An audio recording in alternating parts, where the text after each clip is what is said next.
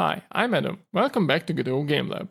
In this episode, we'll implement melee attacking in the game. So if I buy a couple units and drag them over to the battlefield, buy some XP, and start a battle, you'll see that they start attacking and chasing each other, and the melee units will indeed do damage to each other, and if a unit has a maximum mana that is greater than 0, then they will generate mana with their attacks. For the ranged units, they do play the attack animation, and we have an output message that they should spawn ranged projectiles, but that's for the next episode.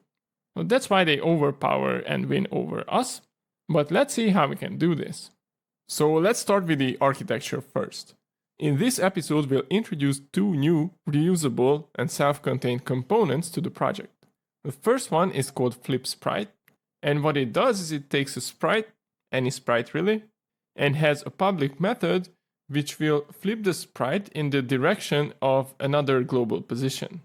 So in this example, the cell portal will update its flipH property based on the unit that is hovered over the area. The other component we'll have is called OneTimeAnimation, and it's a really handy one. So often you want to create effects that play one time and then you want to delete them from the scene tree, right?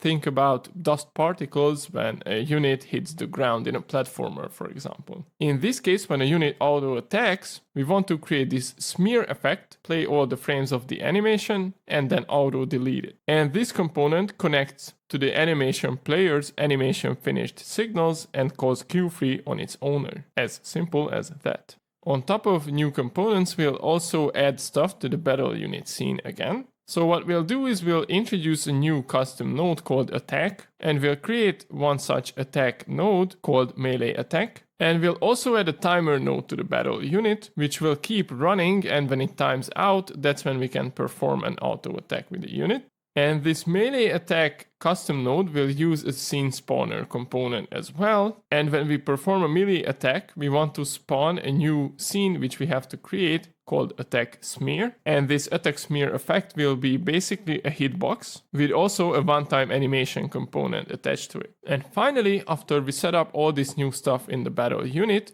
we'll also have to change a couple of existing systems. First of all, we'll have to change the UnitStats resources script and introduce some new stats that are related to attacking. Then we also have to edit the AutoAttackState in our state machine for the battle unit and have to replace all the placeholder code we have.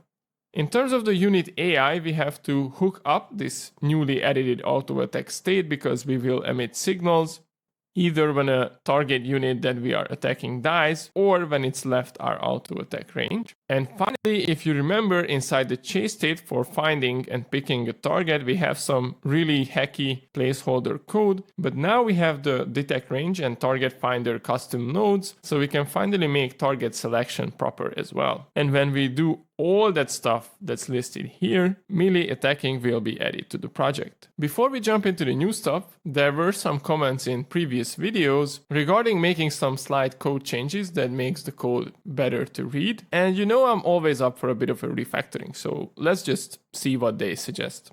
Let's go to the script tab with the project open, press Ctrl-Alt-O to quick open a script and search for playerstats.gd. And here, if you remember, we have a max level constant, which sets the maximum level the player can reach with buying XP. The first thing we can do is this export range property for the level is set between 1 and 10. We can actually replace that 10 with the constant's name. So if we change that to max level, if we decide to change it, we only have to change it here. And if we scroll down a bit, we have this get current XP requirement method, where we clamp the next level between 1 and 10. Again, we can replace that 10 with the constant's name to make sure that we don't have to change it in multiple places. And what the comment suggested is that we create a new Boolean function, which will be super simple. Basically what we do is we call it isMaxLevel, return a Boolean, and see if the level, the current level, is equal to the maximum level we can have. Now, we'll get back to why this is good in a second. But if we scroll down, we have this setXP method, which is probably the most complicated one here. And first of all, we'll have this if statement here. If level equals 10, then we can return from this method. Well, instead of this, we can just do isMaxLevel, which reads better. And again, we replace one magic number in the code. Also, inside this while loop, we loop while level is less than 10. Again, 10 can be replaced with this max level, or we can actually change this to not is max level as well. So now we made all these 10s disappear inside this code, which is always a good thing, because now if we decide that we should do 15 levels, the only place we need to replace it is here. So let's save the script with Ctrl S, but what we can also do is we can double click on this constant, press Ctrl Shift F to find in the whole project and click on find. But before we do that, we can match the case to make sure that we only search for this constant mention. And yes, it's mentioned a couple of times in the player stat script, but that's not a problem because this is this script. But if we collapse this, we have two other places where we reference that constant. One is the XP button and one is the XP tracker. So now if we click on the XP tracker and collapse the search results for now, you'll see that we have this comparison and we check if the player stats level is less than the max level constant. Well, we can just replace this whole thing with not player stats.is max level. And I think this reads a bit better. So the comment was right. We just leave that responsibility of deciding this to the resource itself instead of calculating this inside the UI piece of the code. So we can save this. And if we go back to the search results, we have something similar inside the XP button.gd. And we introduce this member variable to make sure that when we set the disabled button, the line of code is not too long. But actually, we don't need this anymore because we basically just re-implemented that isMax level method here. So if we delete this, we'll have an error message here for the max level variable and here as well. But what we can do instead is just say player stats.isMax level and do the same here, player stats.isMax level. Right? We have a not here, but that's perfectly fine. So now if we save this and go back to the search results and refresh the search results we have, you'll see that the only place where we actually reference that constant is contained within the player stats class itself. And if we go back to it, there's no 10s. So if I search for 10 inside the script, we only have one match and a couple of matches inside the dictionaries, but that doesn't really matter. We only have one mention of this 10 anywhere in the code because all the other places are using the constant value. So if we ever decided to change the max level, we only have to do it in one place in the whole project. And the other classes that mention this or use this Boolean, if we reach the max level, now use sort of an API method to do this, right? It looks much cleaner. So thanks for the suggestion. The other comment suggests something similar, but for the game state. So if we press Ctrl-Alt-O again and search for gamestate.gd, here we have an enum called phase, which decides which phase are we currently in inside the game. Are we preparing for a battle or are we inside a battle? So now we have a setter function which changes the phase and emits the resources changed signal. But the suggestion here is also to introduce a new Boolean method called isBattling. It's pretty simple, right? We just compare the current phase enum value to phase.battle, and if they are equal, then yes, we are battling. If not, then we are not. So now if we save this with this simple change, we can double click on battle, that enum value, and press Ctrl-Shift-F to search for it inside the whole project and click on find. Now you'll see a bunch of mentions of this inside different custom nodes and places. So we can collapse the game state because that's this script here. If we click on the unit spawner, it's kind of a similar story, right? We created this member variable where we recreate that isBattling Boolean method basically. So we can just delete this and then we have this error message, but then we can just do gamestate.isBattling. Save the script, go back to the search results, click on the BattleHandler one. Now here we use a match statement to call different methods based on the current phase, so we don't really have to do anything with this. But inside the unit mover, you can see this recurring thing where we do the same line of code, right? We introduce a new member variable and use it to decide something with a conditional statement. Again, we can just delete this line completely and just edit this. Instead of isBattling, we can just say gamestate.isBattling. Save this with Ctrl-S, go back to the search results, And finally, we have some more similar lines inside the start battle button, the GD. Now here, same thing, right? We can get rid of this member variable. Instead of is battling, we can just say GameState dot is battling. Inside the onPressed callback method, this is the same thing. So we can just say GameState dot is battling. If we are already battling, we can return. If not, we can't replace this line because this is an assignment, right? We want to change the current phase from preparation to battle. So this can remain the same. But we got rid of all those recreated member variables, which essentially did the same thing. We can save the script with Control S, go back to the search results and refresh them so we see what we have. This is a match statement, this is an assignment, and this is the script itself which defines this method. So we successfully got rid of recreating that check over and over again. Again, this is a very minor thing, so it wasn't that bad how it was before, but it's just a great suggestion. And that's what I mean by you can always create cleaner code or more readable code.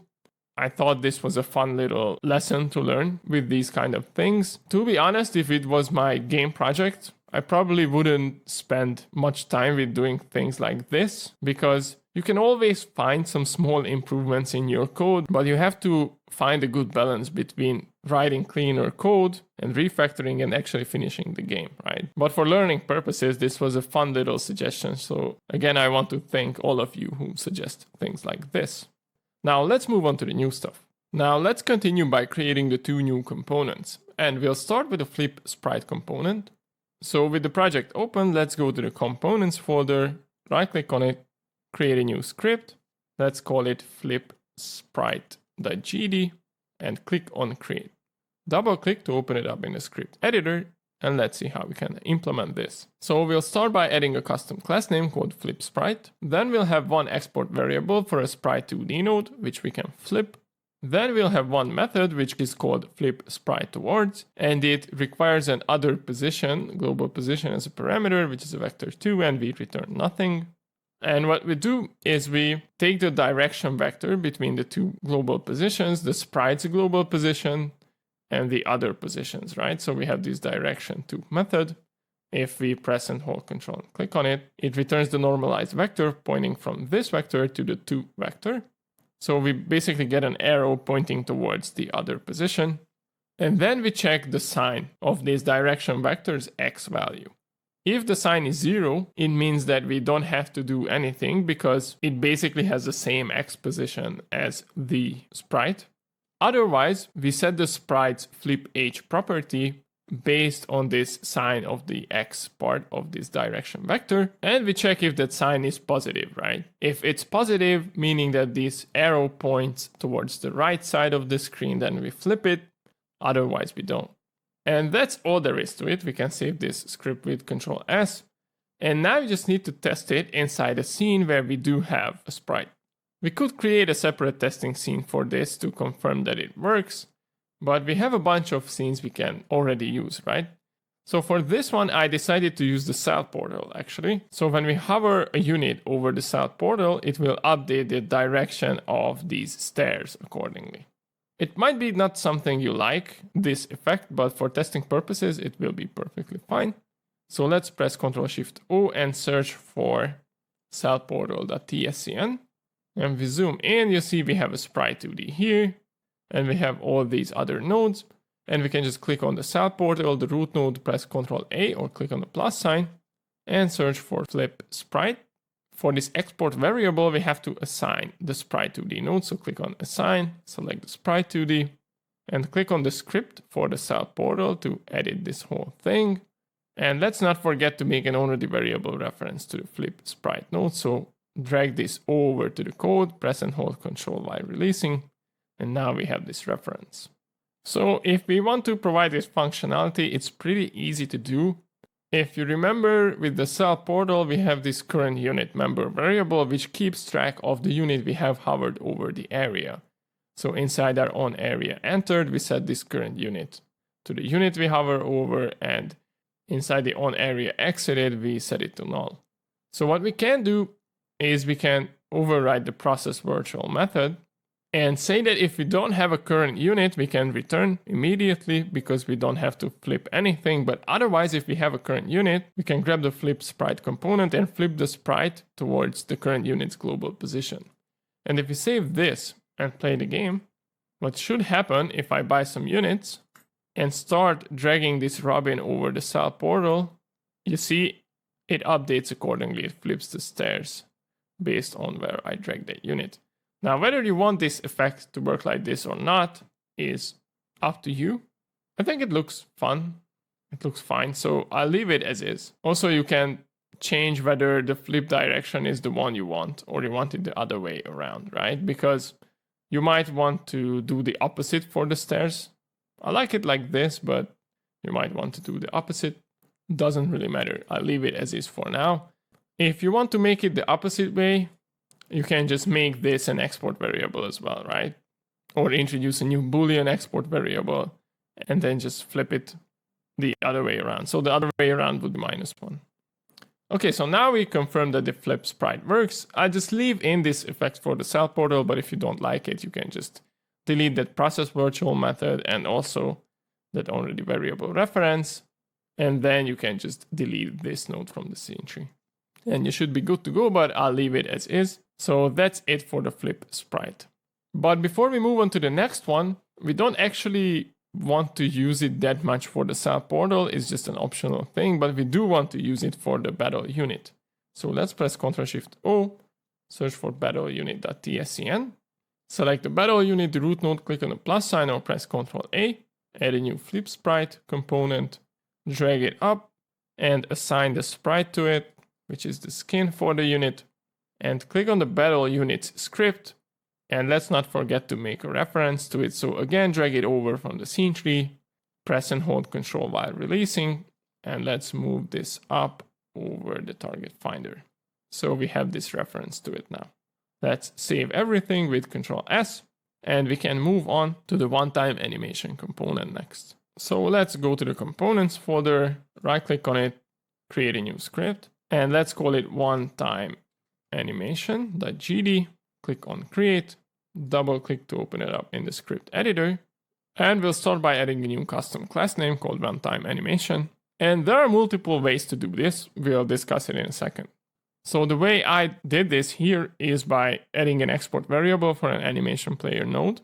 And inside the ready callback of the OneTimeAnimation, what we do is we save the animation player node's owner's Q3 method and we unbind one parameter. The reason why I save this to a variable is just so the next line won't be too long. Because what we do is we grab the animation player node's animation finished signal and connect this owner Q3. So we could have just written this whole thing inside the parentheses, but that would make the line really long. So why do we need the unbind one? Well, because if we press and hold Control and click on the animation finished signal, it has one parameter to it, which is the name of the animation that finished playing, right? And Q3, if we press and hold Control and click on it, takes no parameters, so we have to make sure that we unbind that animation name that we would have as a parameter. So that's about it. We can save this with Control-S, and let me tell you why I did it this way.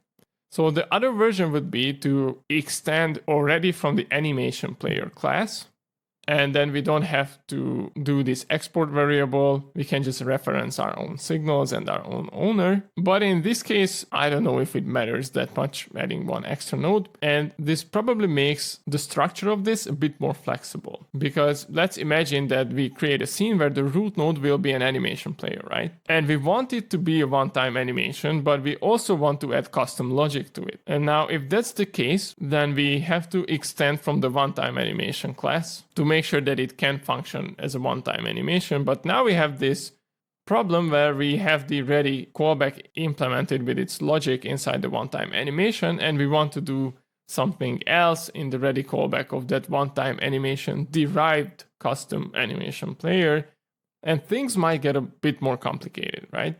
So what we do instead is we'll introduce a new node and say that, okay, we don't care if that's a custom animation player or just a plain old animation player with no custom logic added to it.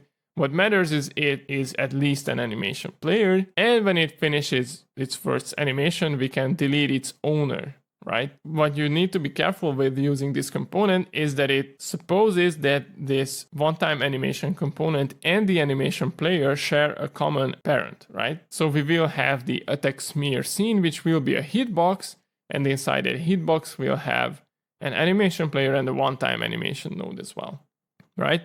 So when the animation finishes with the smear effect, we want to delete the whole smear effect scene. So it will grab that common parent and delete everything, including the animation player and this one-time animation node as well. Hopefully that makes sense. We'll create an example scene and it will be pretty straightforward, I think. Let's go back to 2D view. And we'll create a different test scene for this one to see if it works. Click on a plus sign to create a new scene. We'll use another node as a root node and search for Sprite 2D. For the texture property, we can quick load anything really. I just use the fighter sprite we have here. I'm going to move mode by pressing W and drag this to the center of the screen. Press Q to go back into selection mode. With the Sprite 2D selected, click on the plus sign or press Ctrl A and I'll add in an animation player. Click on the sprite again, the root node, click on the plus sign or press Ctrl A, and we'll add a one-time animation node as well.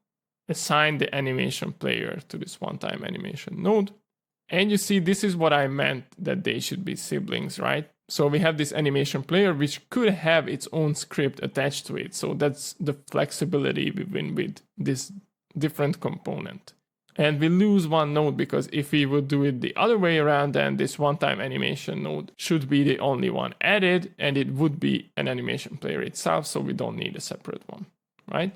But if we ever use an animation player with its custom script attached, then it's easier to do it this way. And they share common parents, so when this animation player finishes playing, then this Sprite 2D will be deleted. We can double click on it, by the way, and rename this to one-time animation test or something. And when we select the animation player and go to the animation pane, click on animation, new, and we'll just say scale or something. And the cool thing about this is that we don't have to add any testing code because we can just click on this button, which auto plays this animation on load. Click on the sprite, transform, and let's use the scale property. Click on this keyframe icon here, create the reset tracks. Let's go to, I don't know, 0.8 seconds maybe, scale this up to twice as big, click on the keyframe icon, go to 1 second and reset it to 1 and click on the keyframe icon as well. So we have this scaling animation. If you want to make it a bit more interesting, we can change this from linear to cubic. Click on this middle keyframe here, go to easing, right click on it and ease it in and out. So we have this more dynamic, more snappy animation. And we don't have to, we could add this call method track and do queue freeing by hand. But the cool thing about this component is that we don't have to do it by hand. That's all we really need from this animation. If we save the scene with Ctrl S, go to scenes, I just save it at the root folder because I delete it when we confirm that it works. Click on save and run the scene by clicking on this button or pressing F6. And you'll see that the animation plays and the whole thing disappears. If I go to the remote scene tree, you see that I only have my auto-loaded classes or singletons. There's no one-time animation test. Right, so that's how we can do this component. And we confirm that it works. So we can go to the file system, scroll down to scenes, select the one-time animation test, close this by pressing the middle mouse button, and we can go to the file system, right click on it or press delete and delete it from the project. Okay, so now we have our two new components we can use in any project. If you like my content, please consider checking out my Ko-fi page where you can donate one time or become a member and get early access to all my content and videos. Okay, so the next thing we want to do is called an attack custom node, but it can be a component. It can be considered a component because we'll reuse it even within this game. So I'm kind of torn between calling it a component or a custom node. You know what? We reuse it inside the game itself, so why not call it a component and see if you can reuse it in your future projects. So let's right click on a components folder, create a new script, and call it attack, which might not be the best name. If you have any better name suggestions for this component, leave it in the comments below. For now, it's fine. Click on create, double click on attack.gd and see how we can create this component. And the way this will work is we'll create a new custom class name called attack. Then we'll have a bunch of export variables.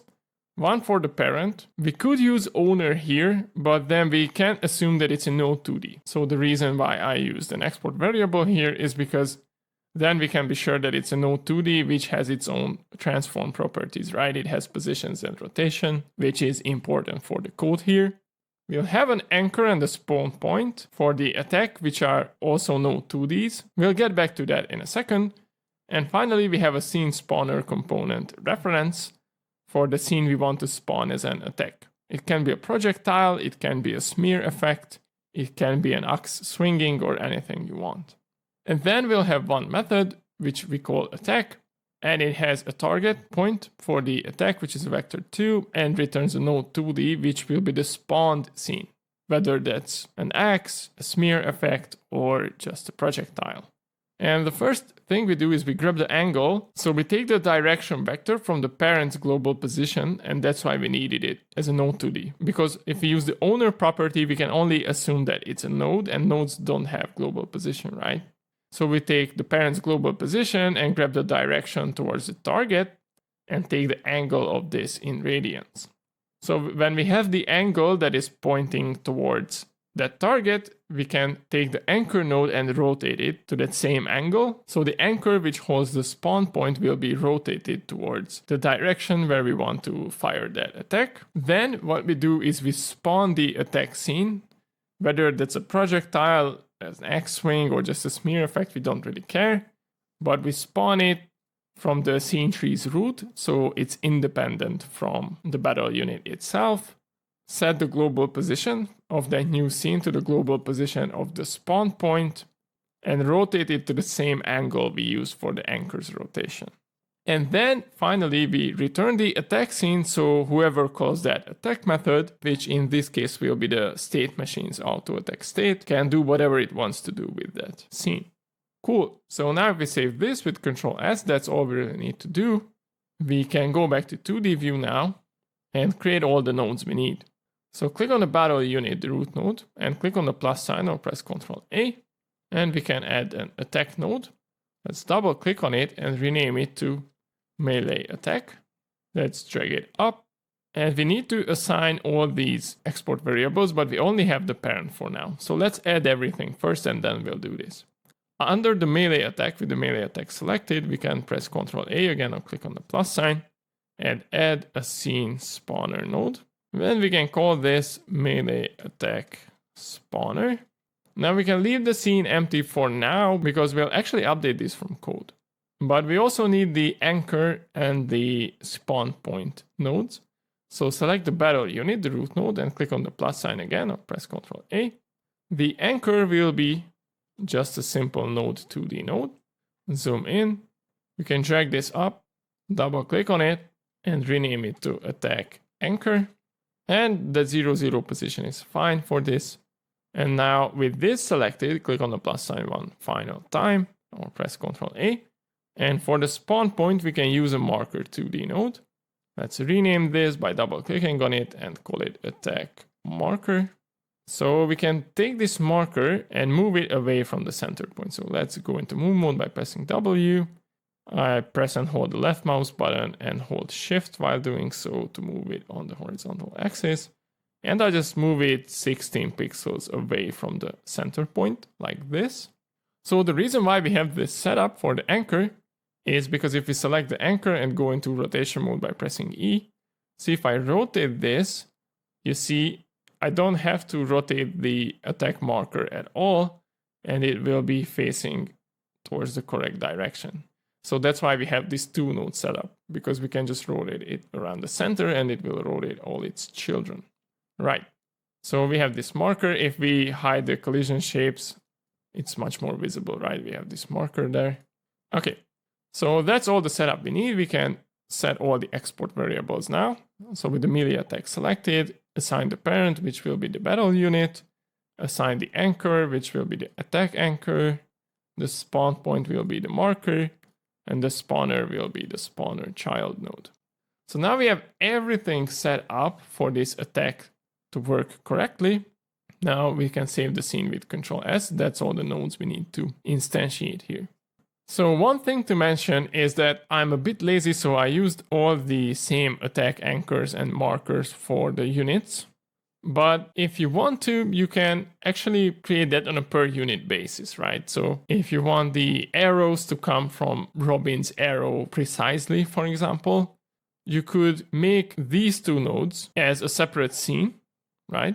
And inside the UnitStats property, so if I search for Robin, double click on robin.tres, we don't really have those new export variables yet, but what you could do is you could say that, okay, so I want to define the anchor and the attack marker point separately for all the different sprites I have in the game. Then you can just add a pegged scene as an export variable to this, and you can spawn this dynamically based on the UnitStats then. So what you would do is you would instantiate that pegged scene you have defined inside the resource and set the anchor and the marker from code. So assign these from code, right? For this demonstration project, I'm just fine with using that center point to spawn the projectiles and the attacks. It doesn't look bad in my opinion. I just wanted to mention that you could absolutely take this one step further and define it on a per unit basis. Now, the final thing we have to do for now is to add an already variable reference to the melee attack. So we can use it in the script. So let's click on the BattleUnits script and drag the attack over as an already variable reference, move it up over the target finder, and now we can use this to do stuff in the future. Let's not forget that we actually have to set this scene somehow, because we need to spawn some kind of attack, right? A projectile, a smear effect, or anything like that. But for now, it's empty. But we'll do this from code later on. For now, we can just save this and say that we are fine with it. So in order to actually solve this problem, we have to create the scene to use and do a bunch of other updates. So that's what we'll do next. So why don't we create that AttackSmearEffect? Click on the plus sign to create a new scene. And let's use a hitbox node as a root node because we want to do damage with this AttackSmearEffect. So search for hitbox, double click on it and rename this to AttackSmearEffect. Press Ctrl A or click on the plus sign and we'll add a sprite 2D node. Click on the root node again. We'll add an area, not an area 2D, a collision shape 2D. Click on it again. We'll add an animation player. And finally, we'll add a one-time animation as well. Right. So for the one-time animation, we can assign the animation player as the export variable. For the sprite 2D, we can load the texture. So click on the texture property, quick load, and search for AttackSmear. And if we zoom in, you see we have a bunch of frames next to each other, but it's laid out on a grid. So let's go to animation and set the H frames property to 5. Yes, 5. Okay. And now with the frame property, we can just cycle through all these frames, right? So let's select the animation player, click on animation new, and we'll call it smear. Click on OK. We want to autoplay it when we start spawning the smear effect. And we want to make it like 0.3 seconds long. It shouldn't be too long. We can zoom in the timeline by holding Control and scrolling with the mouse wheel. And let's not forget to create a collision shape. So click on the collision shape 2D, go to shape, click on this arrow and create a new rectangle shape. Click on the rectangle shape and we can make it 16 by 16, so half a tile should be enough. If we go back to the animation player, now we can create that animation. So basically we want to do two things. We want to cycle through all the frames and enable the collision shape only for a little while the animation plays. So click on the sprite 2D first, click on this plus sign next to the frame property inside animation, create the reset check for it. And if we set the timeline snap to 0.05 and click on this apply snapping to FPSs, and also click on this apply snapping to timeline cursor. When you drag the cursor around, it will do the 0.05 increments. So now we added the first frame at 0.0, and you just have to keep pressing that button here and it will automatically add all the other frames, like so. So now if we play the animation, that smear effect plays in 0.2 seconds. And that's perfectly fine, but let's not forget that we don't want to enable this hitbox for the whole duration, so let's click on the collision shape 2D and disable it by default, and click on the arrow next to it, create the reset track. So if we scroll all the way back, you'll see it will be disabled at the beginning of the animation. Then at 0.15 towards the end, we can enable it and disable it again. So this way we only have these 0.05 seconds where the hit will be registered, right? Like this. You can see the color flashing for the collision shape. Okay, so since we set it up as this autoplay and one-time animation, it means that the smear effect will be auto-deleted when we instantiate it, which is awesome. That's all we really need to do here, but let's not forget to save this. So we can test it, so press Ctrl S to save the scene. And we have our scenes folder, and you might not agree with my project organization habits. What I ended up doing here, we'll have a bunch of new folders where you want to do a lot of stuff when you add content to the game. So you'll want to create effects like this probably. You also want to create abilities, right, for all the units. So these folders I wanted to somehow highlight. And what I did is I created a new folder, and instead of calling it effects or something like that, I called it _effects. And if we save this, what it does is if we go back to the file system, delete the Robin query for now, collapse all the folders. So when you expand the scenes folder, because of the alphabetic order, these folders will appear at the very top because of deleting underscore. So I think it saves a lot of time if these are the folders that you use the most frequently when you add content to the game. It would not be the best if it was just effects, because then you always have to sort of dig through all these directories to find the one you're looking for. But these are scenes, so I didn't want to create a separate folder for them inside the root folder called effects. You could do that as well. But I figured since these are actually scenes, the best thing we can do is we can use this leading underscore technique here. Again, if you don't agree with this, it doesn't really matter where you save it. I just wanted to give an explanation. Right.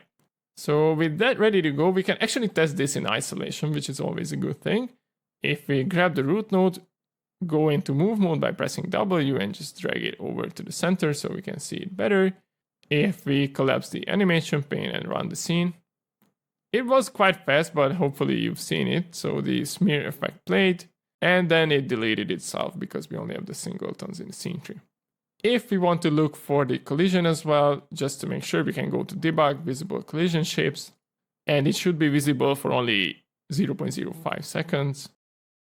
Yeah, and it was that blue flash for just a fraction of a second. Okay, so it definitely works. We can go back to selection mode by pressing Q, and we can press Ctrl Z to undo this moving. And now if we save the scene, the smear effect is ready to go. Now the next part is to go back to the battle unit, and somehow this melee attack spawner needs to have this attack smear effect as a pack scene assigned to it. The reason why we don't just do this here is because you might want to have different attack effects for different units. You definitely do want to have different attack scenes for projectile attacks, right? You don't want to shoot arrows with mages or something like that. But we want to provide this functionality to melee units as well, right? If you swing that sword Arthur has, or you swing the club that Bjorn has, you might want to create different smear effects for those attacks, so it feels a bit different. So instead what we do is we go to the script tab, press Ctrl-Alt-O and search for UnitStats. So with this, I definitely want to be able to provide that on a per unit basis. So if we scroll down to the properties we had this to-do comment here that we have to add attack and casting related variables. So we'll do exactly that. And the only really related variables we have are these. So we'll have one pack scene for the melee attack. And for this one, I provided a default. If you're fine with using that smear effect for most of your units, then you don't have to assign that one by one. If you don't want to or forget to set it, it will use the effect we just created as a default. If you will always provide it per unit, then it makes no sense to use this default value. For the ranged attack, I haven't used the default value because it makes no sense. Neither for the ability, which we are yet to implement in a further episode. And we can also provide an audio stream for the auto attack sound. So if we want to play some sounds when an attack occurs, we can just assign an audio stream to it. Right, so let's save this with Ctrl S. And if we go back to 2D view, that should do it. So if we search for Bjorn.tres, double click on it. If we scroll all the way down to the battle properties, we can collapse these arrays.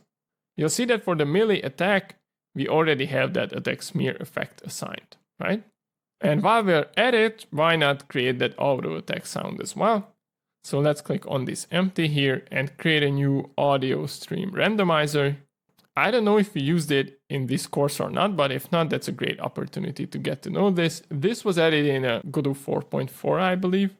And you have some Fmod-like capabilities inside the engine, which are pretty handy. So if we click on this randomizer, we can set the playback mode to random, sequential, or random avoid repeats. In this case, we'll use 4 different sounds for the auto attacks of Bjorn. I don't really mind repeating one, so I just pick random here. We'll change the random pitch to 1.2, which means that there will be some randomness in the pitch as well, not just what clip we choose. For the volume, I don't want to use any randomness.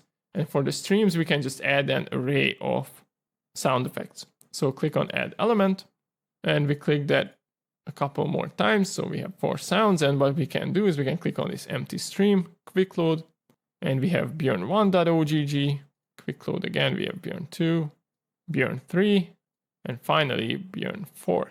Now, this also has random weighted distribution. If you remember, we did that in the FlipSprite course for randomness. So we can change the weights of the different sound effects if we want one to be more dominant or more frequent than the other ones. For me, that's completely fine. The same weight, some random pitch, and I don't mind if the sound effects repeat. So we can collapse the randomizer for now, and this will take care of everything for us. We just need to call the play method like we usually do. So now we can save everything with Ctrl S. The one final thing we need to do before actually testing these smear effects is going back and revisiting the battle unit. Because we said that we need to change this melee attack spawner's spawn scene dynamically. But now, since it's a part of the UnitStats resource, we can actually do it. So let's go to the BattleUnits script. And inside our setStats method, before we inject that stats dependency everywhere, we can do something like this. We have the melee attack as an already variable reference. If we scroll up, yep, it's here. And since it's an attack component, it does have a scene spawner component as an export variable, which we set in the inspector. So we can reference this and set its scene property to the stats resources melee attack pack scene. So now we create this coupling dynamically on a per unit basis, so all the units can spawn their own melee attack scenes. Now we will do this for the ranged attacks as well in the next episode, but for now, that's all we really need. We can save this with Ctrl S. And if we want to test this, we can also include some testing code. So if we scroll up under ready, we can do something like this. We listen to all input events, and if we press Q and we have a valid stats resource and the unit is melee, then we can perform an attack in place. So at vector2.0. If we save this and go back to 2D view, let's just select the battle unit, go into move mode by pressing W and move it towards the center of the screen. Run the test scene, and I press Q. Nothing really happens, but if we go back to 2D view, click on that battle unit, and let's not use Robin, but use Bjorn again. We drag it over, go back to the game tab. Now we have Bjorn. We have all the area 2Ds around it. Let's just make it a bit smaller so we have our full game screen here. And if I press Q, the melee attack should spawn, but nothing really happens. If I check the remote scene tree, there's no AttackSmearEffect happening. So let's investigate why is that the case. Let's go back to the script tab. And for now, I suspect that one of these two conditions is off for some reason. Let's just remove them for now and instead print them out like so. And we'll see what happens. So if we save the script, run the scene again, go back to 2D view, set it to Björn, go back to the games tab, and if I press Q, still nothing happens. And I just figured out what the problem is, and yeah, I'm stupid, but that's just what it is. So I left this at 2D, which means that when I click on anywhere inside the game, I can select different nodes and scenes, and I need to change this back to input, so the game can pick up any input I press. And if I press Q, now the AttackSmearEffect appears. I take a look at the output, we have Björn true, which is absolutely fine because you do have stats and it's true that it's a melee unit. So you see, it registers multiple times pressing Q, but if I go to the remote scene tree, you can see that it spawns the smear effects. But they just so quickly deleted that you actually cannot see it, but it would be here. Ah, there was it for a second. Okay, so attacking works now. We confirmed that. We can get rid of the testing code. This was just to see if we can actually spawn attacks. Let's save this with Control S with the testing code deleted, and let's not forget to go back to 2D view and reset the position of the battle unit. That's why we have this configuration warning. So if we select the battle unit, just click on this arrow next to position and save the scene again. So now we have a way to actually spawn attacks. They disappear after using, they are hitboxes, so in theory they could do damage.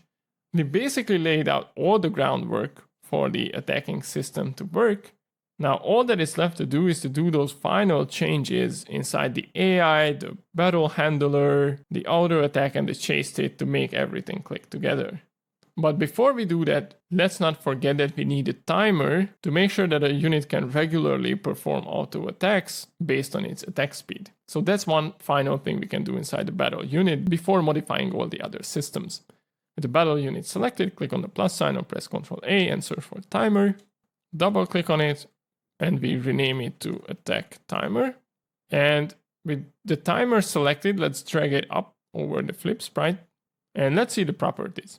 So for the process callback, we can set it to idle, which uses the process callback. So at every rendered frame, it will run. Or we can make it physics-based, so the timer runs at every physics tick with the physics process. I don't know if it matters that much, but in this case, I would choose the physics one because we do spawn collider objects at every timeout, right? So correct me if I'm wrong here, but I think it makes sense to use the physics process for this. And in terms of other things, the wait time will be set from code because it's based on the UnitStats.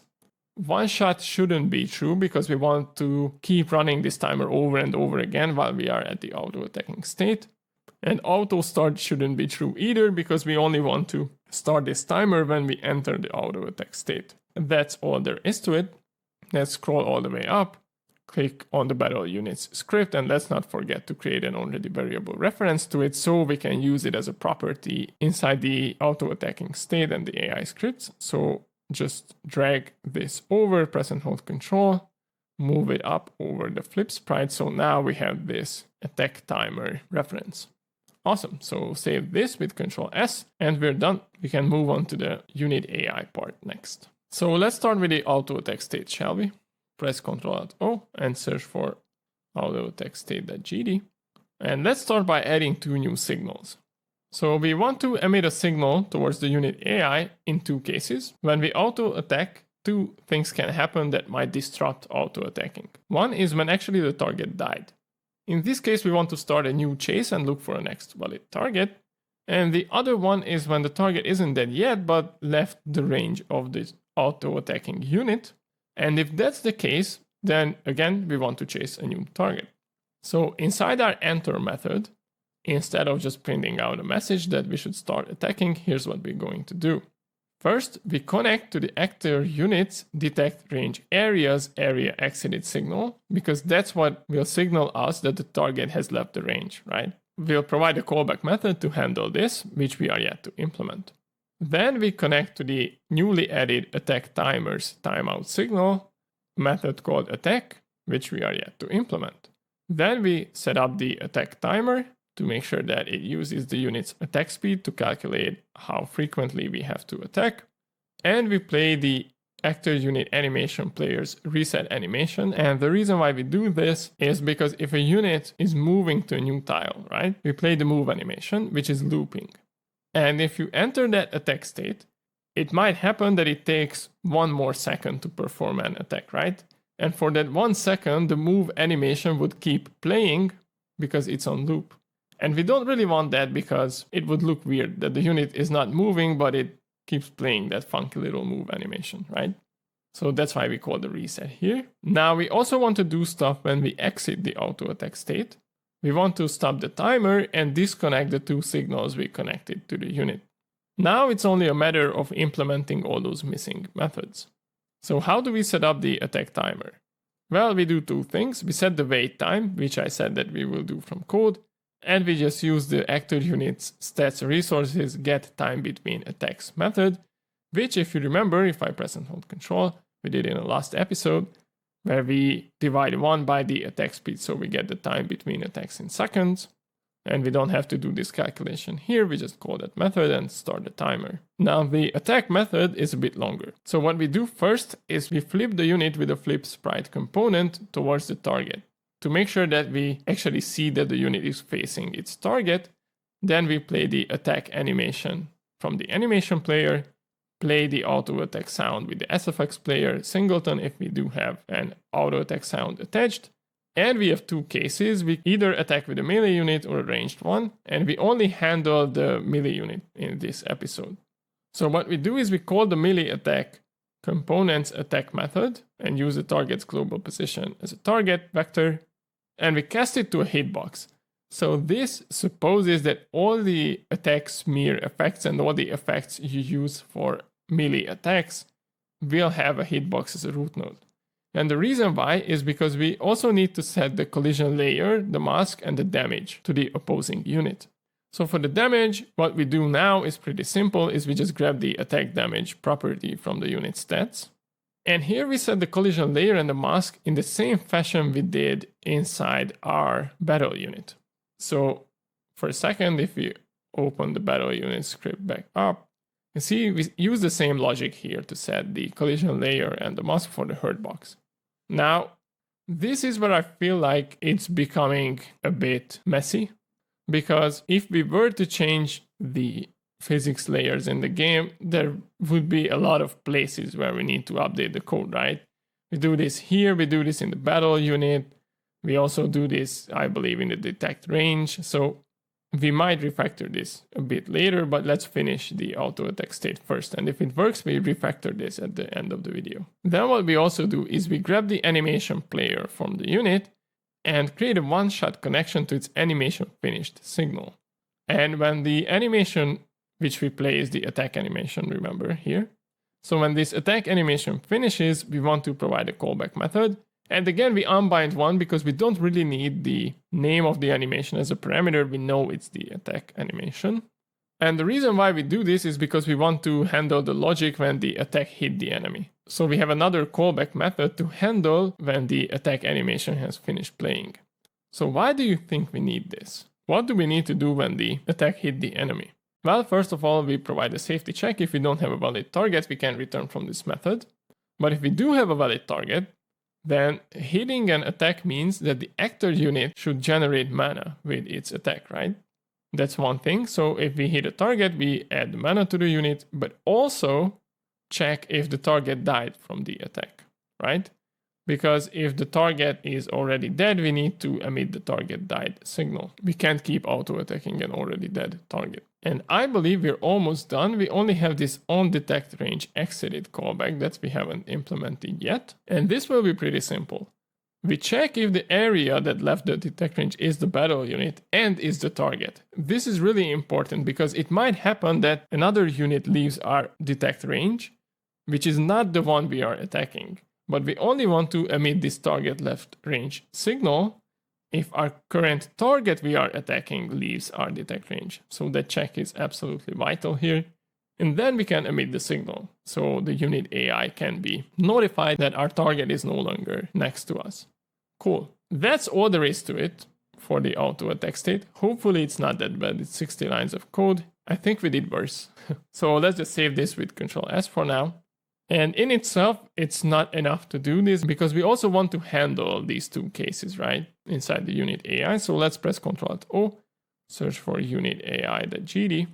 And if we scroll down here, we have this AutoAttackState, which we changed to. But before we change into that new state, we actually want to connect to those two signals. So what we do first is when the target dies, we connect it to the start chasing method and we make this a one-shot connection.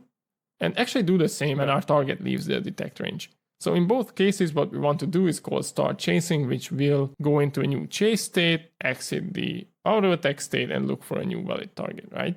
So that's really it for the UnitAI. It was this easy to hook this up. We can save this with Ctrl+S. So these were the two new lines of code we added.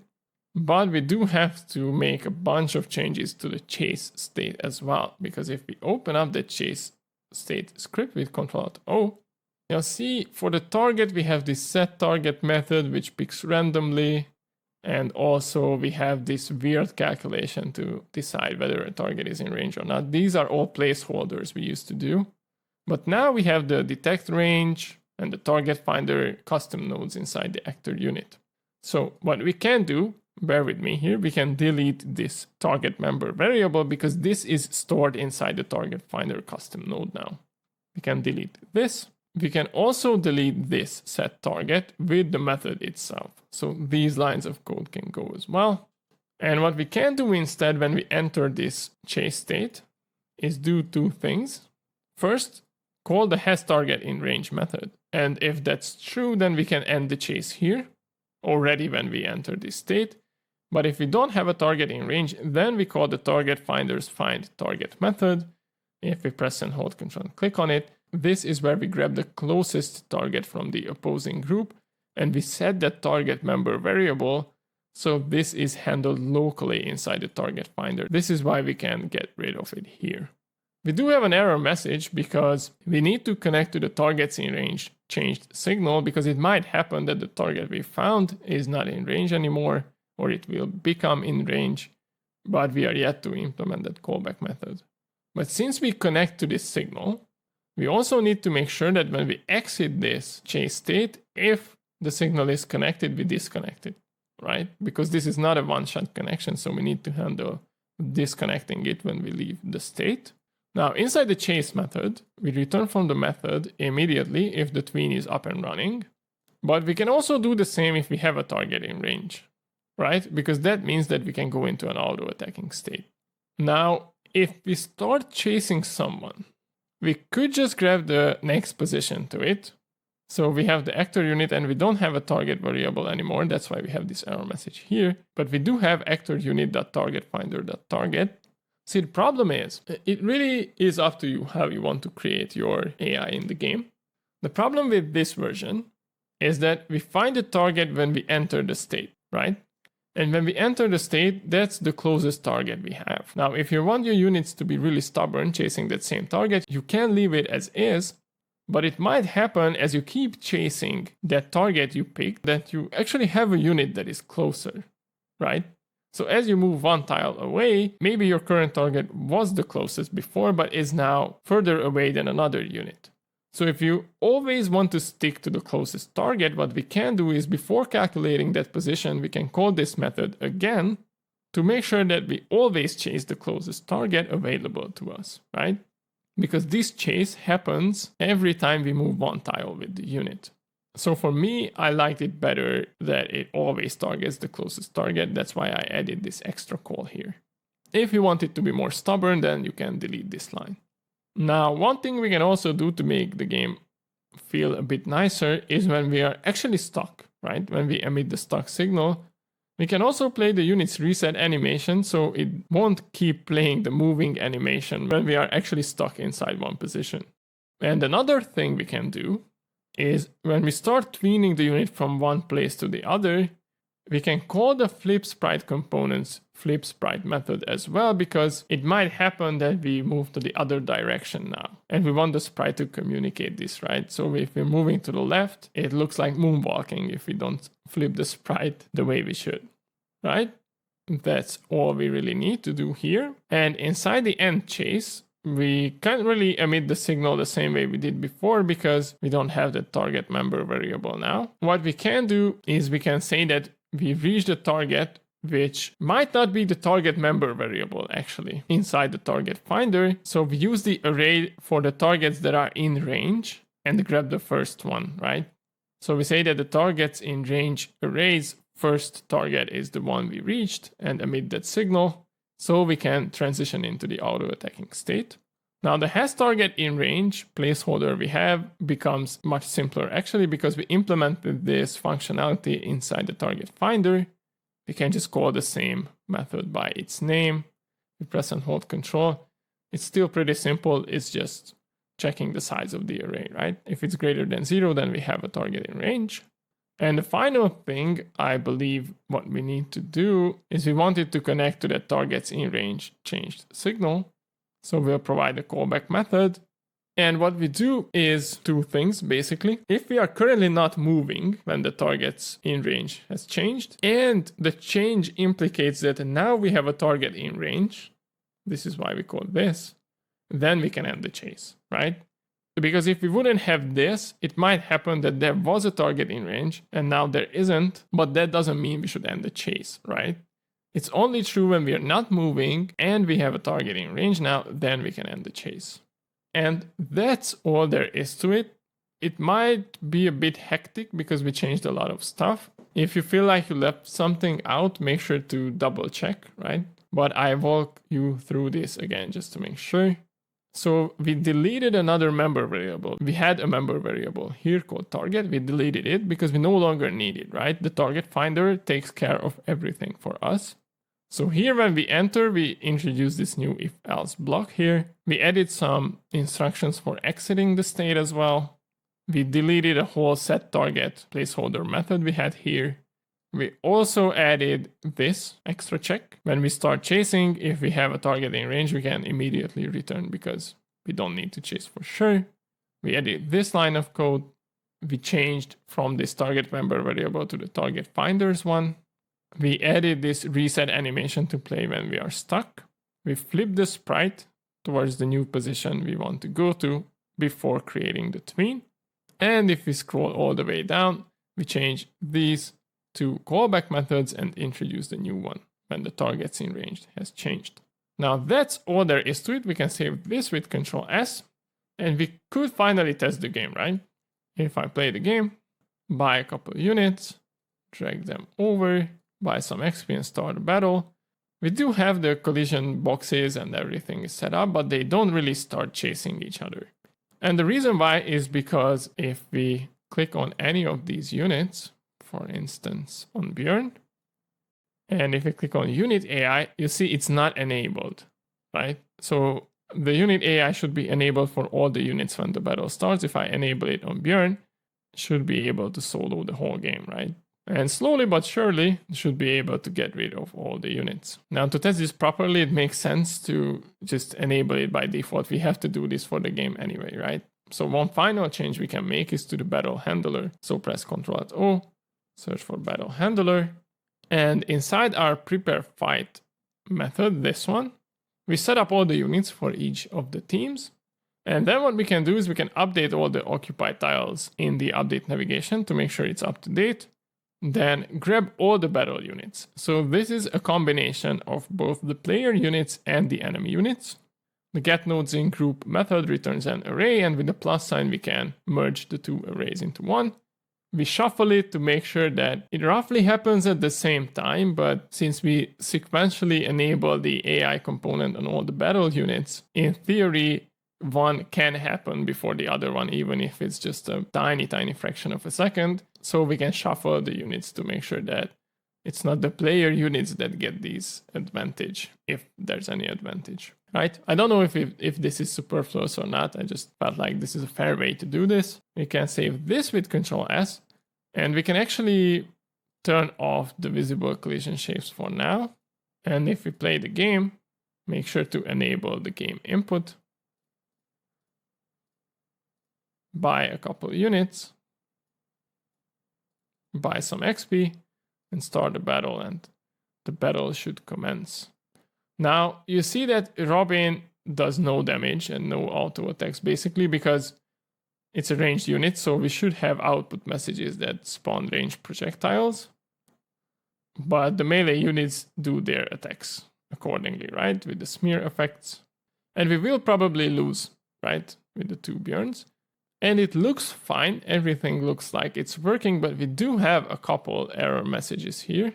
And it says timer was not added to the scene tree, disconnect the non-existent function. So what is going on here? It has to do with the AutoAttackState, that's for sure, right? And so what happens here is we reach a target that is being deleted in the scene tree, right? Because when a unit dies, we call the queue_free method, and queue_free deletes the unit at the end of the frame. But inside our ChaseState, so if we open the ChaseState back up, when we reach a target, we immediately emit this signal that, okay, there is this target in range, and you can start auto-attacking it, right? Because in the UnitAI, when we connect to this signal, we transition into the auto-attacking state. We try to connect or disconnect to the timer, the detect range, and all those virtually non-existent nodes, because we are deleting that node from the scene tree as we speak. So what we can do instead in these cases is say that we should only transition into the auto-attacking state at the end of the frame where everything else is resolved. And we can do this with something called call deferred. So for all the callables, you can just add call deferred at the end of it. And what this does, if you press and hold Control and click on it, calls the method represented by this callable in deferred mode, i.e. at the end of the current frame. Deferred calls are processed at idle time, mainly at the end of the process and physics process frames. And these will be only run until there are none left, which means that the unit can be deleted, and then we will emit the signal that, okay, we reached the target. And if that happens, instead of getting error messages, what will happen is that we'll say that, okay, this target is not really there anymore, so we can chase again and find a new one, right? Because we have all these safety checks that if we don't have a target, then we shouldn't do such things. So if we save this and rerun the game with the same kind of setup, start battling, then we should no longer get error messages when a unit dies, right? We transition into auto-attacking state. We do have the output messages that we should fire ranged projectiles. Units keep smacking each other, the mana bar fills up, and the enemies slowly overpower us because Robin does no damage. We lose the battle and see we have no error messages in the debugger whatsoever, right? So we have melee attacking working completely fine in the game. Now remember that I said that this is not the best solution because we have now a bunch of places in the project where we set these collision layers and masks dynamically. And if we were ever to change that, then we would have to start digging through the whole project to do this. But I'll leave that refactor for the next episode. I think that does it for now. We'll do the ranged attacks and this refactor in the next one. So I'll see you there. Bye-bye.